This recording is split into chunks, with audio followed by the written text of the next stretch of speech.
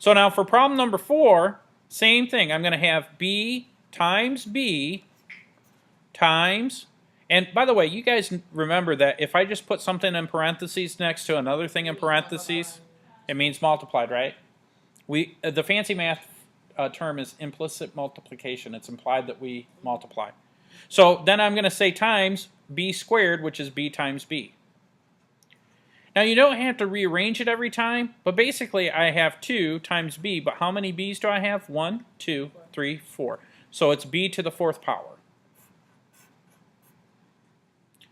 So just a kind of side note, remember that b times b times b times b, the shortcut for that is b to the 4th, right?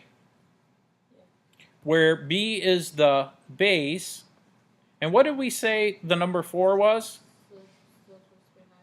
Superscript, but it's the power. And that just means that I'm going to take my base b and multiply it by itself 4 times to the 4th power.